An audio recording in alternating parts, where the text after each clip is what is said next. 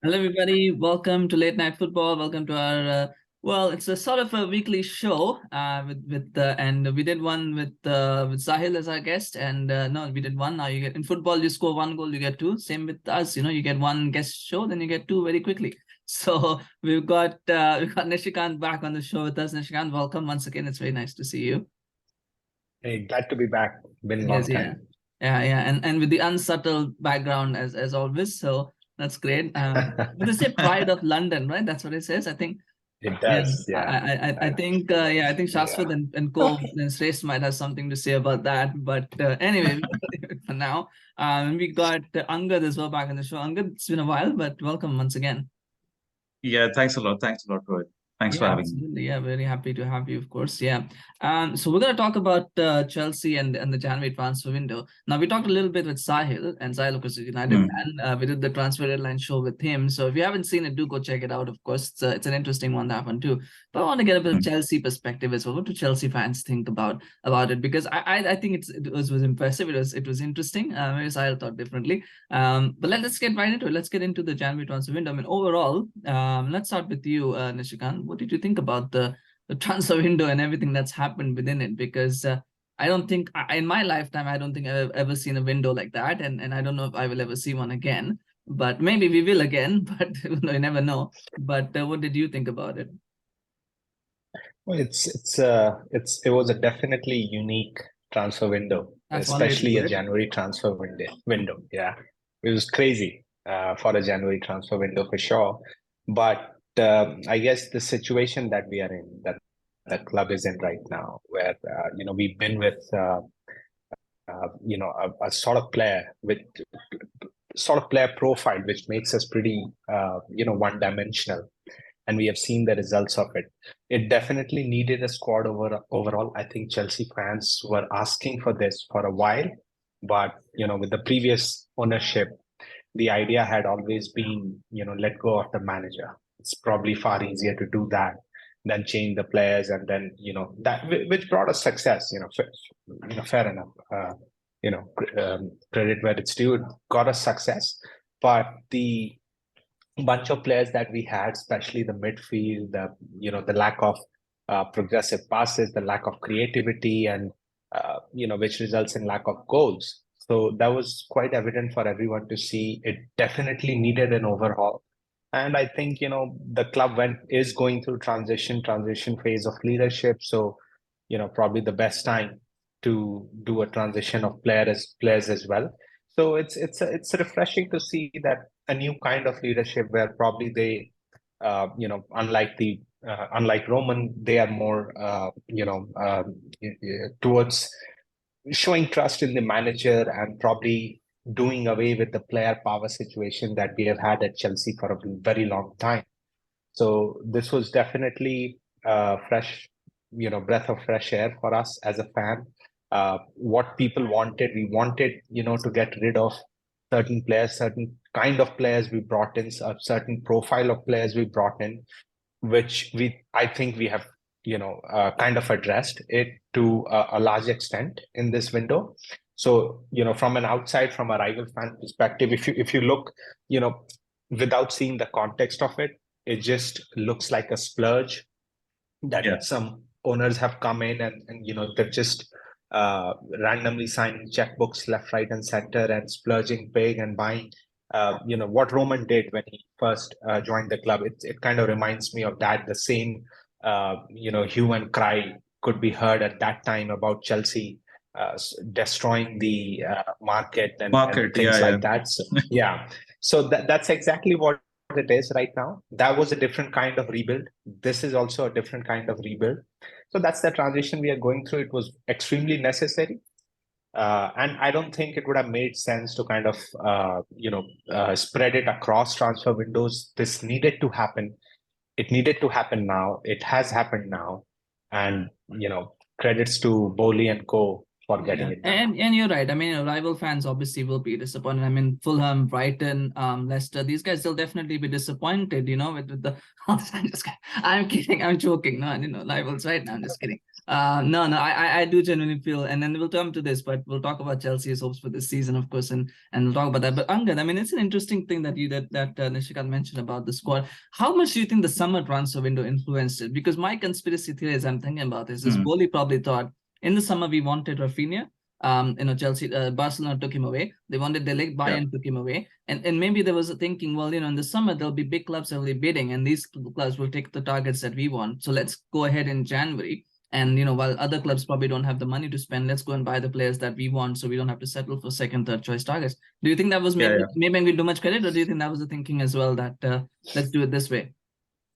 Yeah, I think it's probably played on their minds because, like you rightfully added, there's also Koundé in the mix as well. Yeah, so as well. I mean, there's so many players. I've lost track. I don't even remember who Chelsea have signed. Yeah, exactly. Like we were linked with a couple of targets, and all first choice targets were.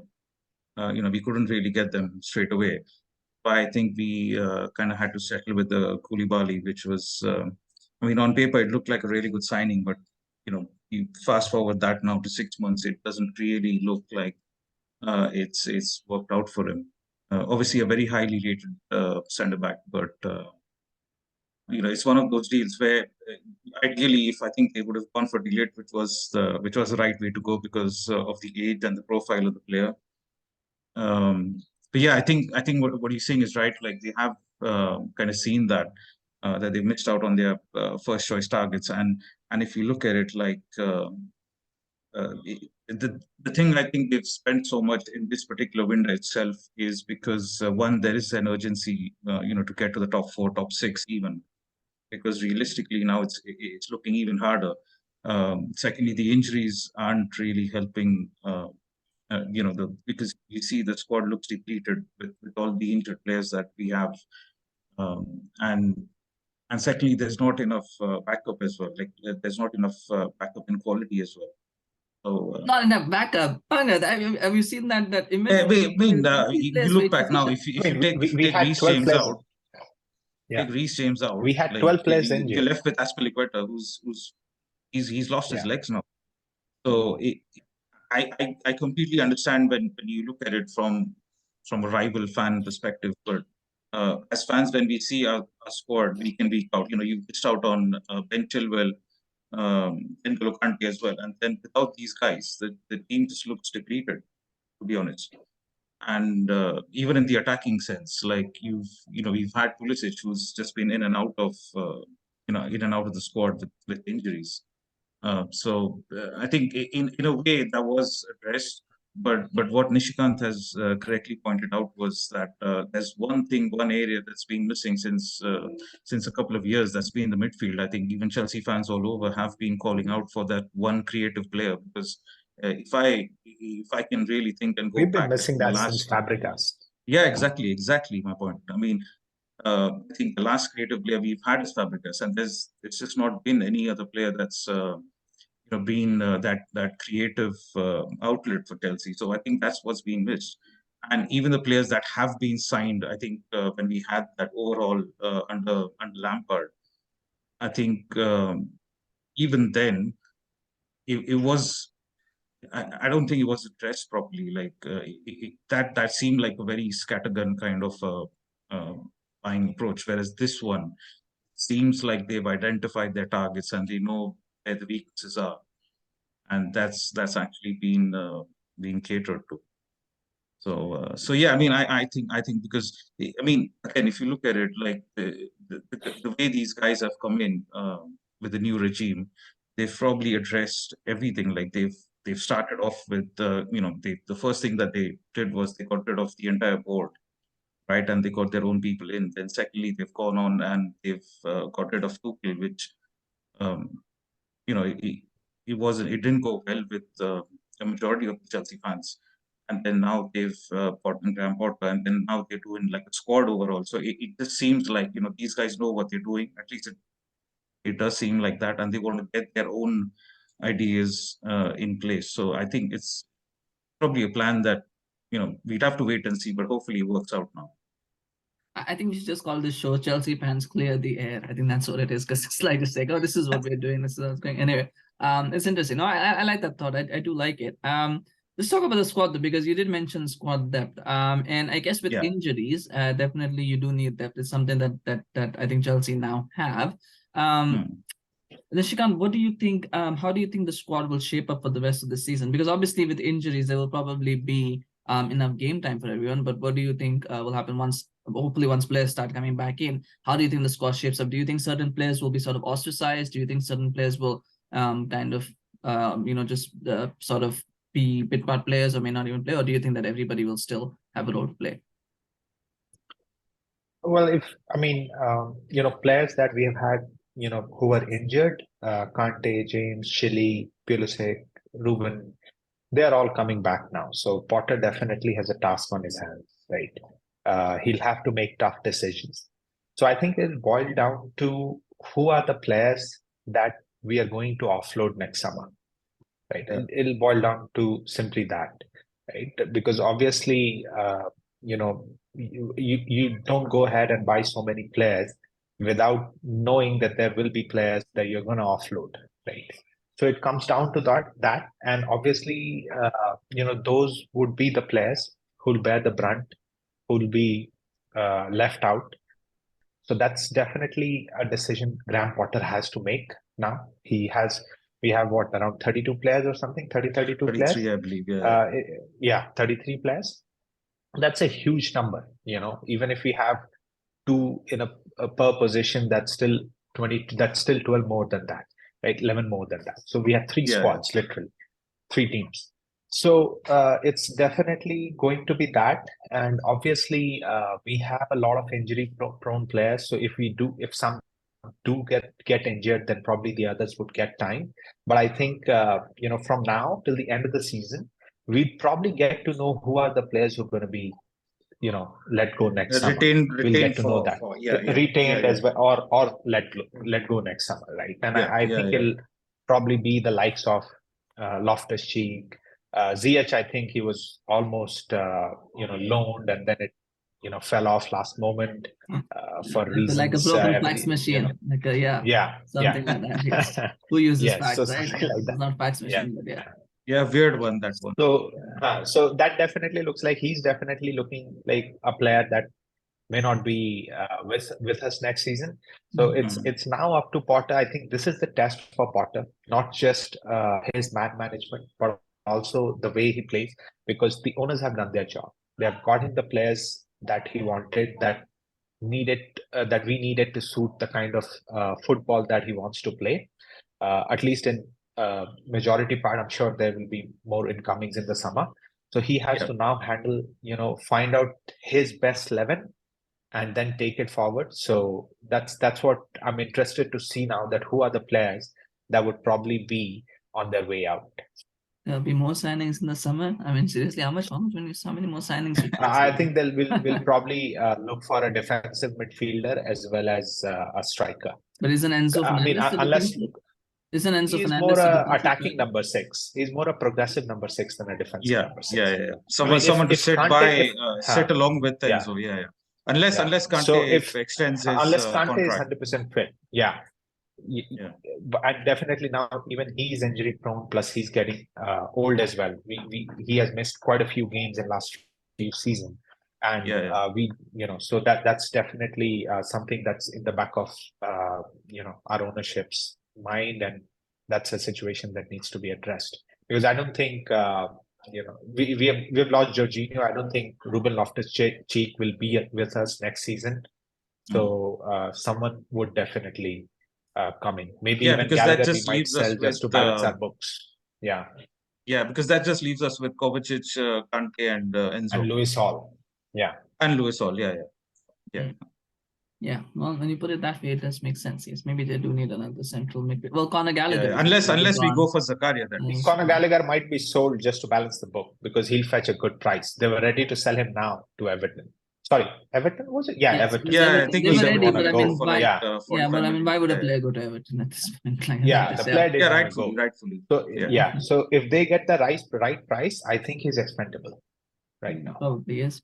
Right. And I think on the other flip side, Angad, the question, of course, is what will that do for the squad morale? Because obviously certain players are going to know that their places are under threat. Even those who are starters will probably know, you know what, I'm not going to be starting as many games now because there's this new player that's coming in. How do you think that's going to work out for Chelsea as well? Like how they're going to manage the psychological side? Yeah. I mean, Talk about I man see what you're management, saying. right? Yeah, absolutely. I mean, from a player's perspective, I think somewhere, the players that might be moved out, they kind of have an idea because, if you see, let's say, for example, on your left wing now, Chelsea have Sterling, they have Pulisic, they've just brought in Mudryk, and for a sizable amount as well. So, I mean, what do you think that signals to Pulisic? Honestly, I mean, he's going to be thinking, right? I'm definitely not starting over these guys. So, and obviously that's his preferred position, unless they move him on the right hand side. But I don't see that happening either because you also have players signed on that side. So it's kind of going to signal to these guys that they're going to. I think they're going to know somewhere that their time is up. To be honest, because there's just so much competition. Are you? I mean, I don't know what formation Potter plays. I mean, you guys can probably tell me what he plays usually. Nobody can. There is no usual with him. Yeah. I think Potter's, there is no usual historically, I think he's known to play with a back three, so he probably plays a 3-4-3. He likes back three. He changes mid game. He sometimes starts with back four. So I gave up on a formation long time. I think off late we've kind of looked a tad bit better when we have. I think that's with the back four. The only 2 wins that we've had in the last 10 games has been with the back four. Secondly, when you look at Enzo, I mean, his profile as a player, he's typically been deployed, in a double pivot, so in a 4-2-3-1. So I think he try and maybe fit him over there on the left hand side because that's where he's played for Benfica, and and this formation has worked. So I think he might stick with that for a while, just to see how it goes. 4-2-3-1. Yeah. Let's see. Okay, let's talk about the players. Of all the players that have been signed, it's been that many. Nishikant, who's the one you're most excited about just to see in the next few months? Mudryk, I think, because we we needed a player. We don't have a winger who's fast and can beat players, right? Since Hazard, Pulisic has that quality, but then Pulisic keeps getting injured. And that was the mistake. And, when we did a rebuild under Frank, we got those pacey players in Werner and in Werner. But the thing was, Werner was more of a striker who needed to, be given balls to him so that he could latch onto them, run onto them. And we didn't have anyone in our midfield who could do that, right? So that didn't pan out. So now, with that balance in the midfield with someone like Enzo playing those long balls to the pacey wingers that we have bought in both Madueke, although I'm not, I mentioned before that he doesn't really pass the eye test. But then you could also have Sterling or, someone else on the right side of the field. But you have this player, Madueke, who's a great dribbler, extremely pacey, and 2 feet, 2-footed. So he's the player I'm excited to see most. Followed by Enzo, of course, because we really need that kind of progressive. Yeah, you only get then it's just Mudryk. Only one. We got to, people. Otherwise we'll be here. I mean, there's 8 players. We can't go in order of like each one. It's too many. Right, Angad, who's your pick? Is it Mudryk as well or somebody else? No, I'd probably go for Enzo because we've been crying out loud for that one creative player, and I'd be interested to see how that one pans out. Yeah, I'm excited for Enzo as well. I think there's something about good midfielders, isn't there? When you get a good midfield, you just love watching them play. So it just changes the game. I think it just changes the game. Yeah, and that's where I think we've lacked past couple of years. Yeah, I can only imagine what would happen if you had a midfield of Enzo and Caicedo together. I mean, that would have just, and it might still happen in the summer. It might still happen, but It could Yeah, still you never happen. know. Yeah. if that happens, I mean, you got. I mean, we'll get to that point when we get there. But yeah, that would be a game over for most teams in the Premier League. But anyway, that would be something, isn't it? Enzo as well. I'm excited as well to see him. All right, let's talk about the game today, and then maybe a little bit about the season ahead as well. So, what are you expecting from today's game, Angad? What do you think? What are you expecting from Chelsea today? Because they're playing Fulham. Not an easy game, though. I think, No. like I said, I think it will be a win for Chelsea just because of everything that's happened. But what are you expecting? Yeah. I think it's obviously not going to be easy because we've just lost to Fulham like a couple of games back, and It's a different somewhere team, that's though. The whole team has yeah, changed it's a now. different team. I think it's going to sting and it's going to stay somewhere. So it's not like they're going to take them lightly. But obviously the transfer windows obviously lifted the mood as well. So I think Stamford is going to be absolutely electrifying tonight. Mm-hmm. And yeah, I think just the general mood of the club, I think it's slightly improved from it's taking their minds away from the results and everything. And I think Chelsea might just do them over today. I'd go with probably like a 2-0 or a 3-0 for Chelsea. Yeah. It usually happens too, though, right? That you get a whole lift from this. Because also the good thing, Nishikant, is for the Chelsea haven't played for a while. I think they haven't played for 2 weeks, right? So that also helps that you've got a break. It's like a whole new team. It's a new it's a break that everybody's sort of coming back. There's an excitement. Because sometimes when you play 3 days after a defeat, it's a different vibe. But I think just the fact that they've all had a break, it'll just feel like a whole different, like it's a different month entirely. It will feel like a different year or a different time, just period. Definitely. Yeah. Much needed break. From what I read, the teams, the players practiced quite a bit about, tactics and, just linking up and all those things. So expecting some good things to be seen. It's really been a while where, I think most Chelsea fans haven't enjoyed watching Chelsea lately. It's really been a pain. It's been boring. It's been the worst. I can't remember the last time I've had this feeling, watching Chelsea. So, it certainly has lifted the mood of fans. There's excitement within the club, within the players as well. So hopefully that will pan out. But I would still say that, with these many new signings, it takes a while for them to gel together. So we can't just hit them, expect them to hit the ground running. So I won't expect too much, but I do expect us to win tonight, just by sheer motivation and the positivity that this transfer window has brought us. I do expect us to win and You're take at home revenge as of. well. I mean, you should be winning against Fulham. Yeah. It's. I mean, I don't. I mean, that's a different. I mean, we should be winning against them away as well, but yeah. Well, I mean, Fulham are a good team. They're in the top 6, top 7, top 8, right? They're not entirely too bad. yeah, I mean, definitely better than us this season. Well, so far. Things will change, I think, now, but yeah, definitely want to look forward to. We'll see what the team picks, what the team will be picked. I'm not expecting a lot of the new signings to play today. I mean, if it was a Sunday, I would have said Enzo Fernandez definitely starts. I think just because of everything, I probably say Friday might just come too soon for him. So don't be surprised if he does start. Are you excited to see Mudryk as well? So he probably should start today, right? Yeah, definitely him and Joao Felix both. I'm expecting both to start now. Isn't Felix still suspended for today? He's still No, I suspended, think right? it's done, right? It should be 3 games. No, I think it was 2 Yeah, games. is it the third game? Yeah, this is the third one. Yeah. 3 games. He's only done 2 games. Yeah, it was. I think okay. we played probably Palace will be and suspended. Liverpool between that. Yeah. So yeah, I think Felix might have to sit this out might on- be the third game. Yeah, Okay. I don't know. Somebody in the I would comments like to let us see know.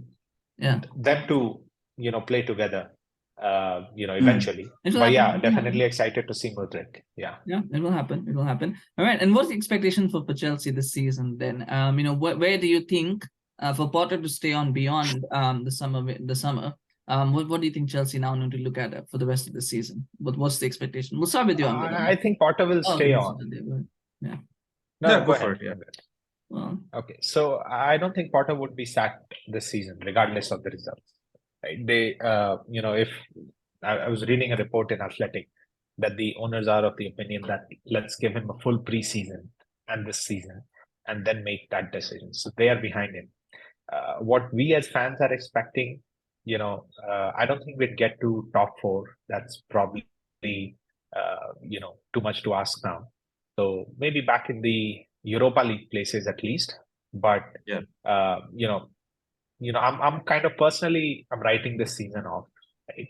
We just want to use this time to make sure we gel well, work on the tactics, play well, get in the grooves, and then we'll have a fresh start next season. Yeah, Angad, do you corroborate with that? Yeah, I think it's realistically, I don't see top four as a possibility. I mean, that's just Yeah, where do you guys see Chelsea finishing in the Champions League, though? How far do you think they can go? Well, with I'm Chelsea, you hopeful never there. know, to be I would honest. like, yeah.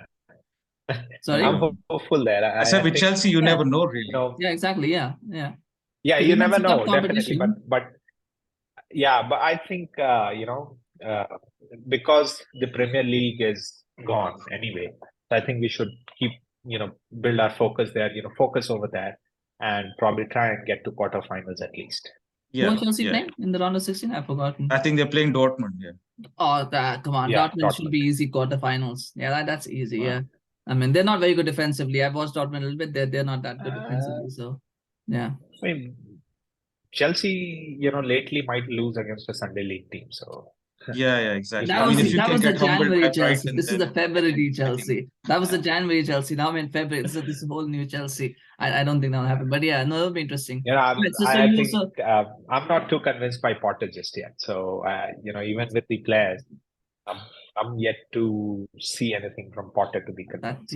That's yeah, most exactly. I mean, to be honest, fans from the time that he's come, we haven't really seen anything exciting. The only, I think, the two wins were against AC Milan. One was against Palace, which was again a last-minute winner from Gallagher. So it's honestly, there hasn't been anything that just says, that this guy's he there. needs to weave his magic wand. Yeah, exactly. Somewhere. I think Well, one thing maybe that the might question. work. One thing that might work in our favor is the fact that we are not a part of the FA Cup or the League Cup. So in terms of preparing, probably why we got a break. Yeah. And in terms of even preparing for the next games, I think that will give us enough time, and that will give Potter enough time. A week at least between games to prepare. So it's just something that that'll give him time, and hopefully we can see some positive results going ahead. Yeah, I do remember that. I don't think it was that remarkable in his first season at Brighton either, but I think over time he kind of improved. So maybe that will happen at Chelsea as well. See, I disagree with both of you. I think Chelsea are now back in contention for top four. I think they are, because if you look at because Manchester United don't have the squad depth at all. I mean, United basically, and I can say but this. Manchester United have Eric Ten Hag. Yeah, but one way injury to Casemiro he's got your team play like a title contender now. So I would expect you to finish second. No. That's what I'm expecting. Exactly. Man United to be second. No, all it requires is one injury to Casemiro. That's it, and then we're back to being a Europa League team, and that's literally what it is. So it's all about that right now. That's what it is, and like you can see, every United fan is just heart in the mouth every game. Like don't let Casemiro get injured, and then Varane, of course, is the other one. But yeah, Casemiro is probably more important. So that's where Chelsea, I think, have the advantage is you have the depth and you don't have the games to play. Because we're going to play 10 games. United are going to play 10 games, and then there's Newcastle United as well. And I don't think Newcastle United I mean they're very good. They've been very good defensively. They're playing really well. Yeah, but the thing is they picked up a lot of draws in the last couple of games, because I think they're having some issues with goal scoring, because they don't have the players to break down teams that park the bus. So there is an opportunity for Chelsea. It's not over yet, and Chelsea still have to play both teams. So there's definitely an opportunity there to kind of crawl back. And Liverpool. That is a little bit tough, and then of course Spurs, you never know what you get with Spurs, except that they will probably not do that well. So yeah, I think it's not done yet. That's just my opinion. Maybe a pessimistic fan, but I still feel like that's not done and dusted. Yeah, it's obviously, I mean, it's not out of their reach, to be honest. I think all it takes is like a couple of wins, and once you have that winning streak going, and once you have the confidence, then yeah, I mean, it's not. But I'd still say, even if Chelsea can finish, maybe even at the Europa League spot, I think that would still be a decent season, and not from where you are now to get to Europa League is still an achievement for sure. But I'm saying that I still feel there is an opportunity to finish off, and to win the Champions League as well. I mean, when you look at the field, I mean, Madrid are not doing that well. Barcelona are out. The Serie A teams, I mean, Napoli, I don't know how good Napoli will be, and maybe they'll try to focus on the league as well at some point. Bayern always, blow hot and cold. And the Liverpool are not doing that well either. So again, it's an open field in the Champions League as well, I feel. So, I mean, I still feel City are favorites, and I still feel City will win it this year. But it's an I do open think field. that way as well. It's an open field, but it's not as cut and dry as it was maybe. You completely forgot PSG. Yeah, PSG. The problem for PSG, but Mbappe is now injured, so Mbappe is going to miss the first leg against Bayern. So therefore, and I don't. 3 weeks is not. So I mean, Messi is still there. Messi is doing really well, of course. Just with PSG again, it's the same thing. You just never know with PSG. They find ways to eliminate themselves. That although the Gaultier is pretty good, but it's just with PSG and Bayern, one of them will go out at the end of the first round, right? Because they're playing each other, so one of them will go out. So I think PSG and Bayern are probably in the same boat, where you just don't know what you're going to get. Like I said, it's not a clear cut dry that one team is definitely going to win it. It's still fairly open. So yeah. And speaking of Champions League, by the way, last question for both of you guys: 3 players go into the Champions League squad from the new season. Not everyone. We'll start with you, Angad, on this one. Who are your 3 players who are going to go in? I think typically, if you ask any Chelsea fan, they'd probably go for Felix, Mudryk, and Enzo. But I'll really go for I'd go for Mudryk, Enzo, and Badiashile on this one. Yeah, makes sense, right? Yeah, that choice between Felix and Badiashile is a pretty tough one. I'd go for Felix because I think we need more firepower. But Badiashile has been really well, and he's someone who's going to be a long stay in the team. And I would really want to evaluate Felix, how he does, because he's on loan. And, if we want to buy him in future, then you might want to evaluate him on both fronts, European as well as domestic. So I'd put Joao Felix in the team and see how he does, whether or not to spend any money on him. Because Badiashile is going to get his chance next season anyway. Yeah, I do believe there's an under 21 clause as well. I don't know if Badiashile fits that one. If he does, then... I don't know. I think that requires you to be under 21 as well as 2 years in the club. I think that rule was removed. I think that one was the B list. Now. Oh, yeah? I believe if that's removed, then we can sign any player, all of them. We can register all of them if that's not there. Because all the players that we have bought right now, they're all under 21. All of them have been born after January 2001, which that rule says. So all of them are after January. Even Enzo. So Enzo might be 22 or something. Let me 22, just I have think a so. quick. Yeah, I'm not sure. I'm not sure the rules are. So, what I know is I think it's 3, but I don't know if it's under 21. But if it's not, then I guess that's your 3. Oh yeah. So if 17 January 2001. So Enzo qualifies for that too. So if that's the case, I don't think that is. But if that's the case, we can register all the players. But if that's not the case, that's your pick. I would go with Badiashile instead of Felix. And the reason for that is Badiashile is a permanent signing. Felix is not. So you want to make sure that your permanent signing is the one that's kept happy, I think. And I do feel that if you don't put him, because defenses win you Champions League, it's not attack. You need a good defense. And I think I do feel that Badiashile works better with Silva rather than Koulibaly. That's just my opinion. So Koulibaly should be let go. That's a waste of a signing. Well, I never know. I do think he signed too late. I think 2 years too late. Maybe 2-3 years. Yeah, 2 years too late. That's fair. I wonder what he must be thinking. He's left Napoli and their title challengers this year. I mean, it must be a little bit sad for him as well to watch. But nonetheless, that's what I would go with. I would go with Badiashile because you need a good defense and you need to make sure you have that rather than Felix. But it's all opinions. I just know in the comments. What do you think? Who do you think should be Chelsea's 3 players? If that is the case, who should be Chelsea's 3 players to be registered? Although we haven't heard anything. I think normally they have to be registered by now. So we would have heard something if there was any kind of registration controversy. So maybe this whole 2021 thing is not required because of that January 2001 thing that we're talking about. Maybe it's not required. So it is possible. It's possible that all were just registered. And that's the thing. But I haven't done my research. So that's something there. But nonetheless, right. Did you guys give your score predictions? You didn't give me your score predictions. So let's start with you, Angad. What's your score prediction? Yeah, I'd go for I'd say 2-0 Chelsea. Yeah. 2-0 Chelsea. Nishikant? 2-0 Chelsea. I'll go with I went with 3-0. See, I'm more optimistic than you guys. I went with 3-0. Normally, that's the score that you end up with. Within the new game, is that 3-0 is the kind of like sweet spot score. I do feel that, yeah. Do you think Mudryk will score today? Yeah, well, I hope he does.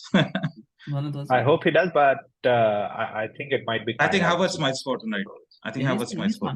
he's found some goal scoring form, hasn't he? Havertz as well. Yeah, it's good to see. Nonetheless, thank you so much, Nishikant. Thank you so much, Angad, for joining the show today, and thank you Thanks, for sharing Rohit. your Thanks for thoughts. having us. Thanks for having us, Rohit. Of course, yeah. It's like a clear the air, like a PR piece for Chelsea. We're actually doing a lot of Chelsea content with the prediction yesterday. We're going to have the match reaction, of course, for Chelsea's game today as well. So it's like a Chelsea day today. So yeah, if you're a Chelsea fan, yeah, you'll love the channel. And if you are a Chelsea fan, you should subscribe to our channel on YouTube. We're getting very, very close to 200 subscribers. So we are 200 subscribers if you haven't subscribed already. You don't get a prize for it, but we do appreciate your support, of course. And do follow us on Facebook, Twitter, and Instagram as well. Nishikant and Angad have done it. So, you guys can follow that and do it as well.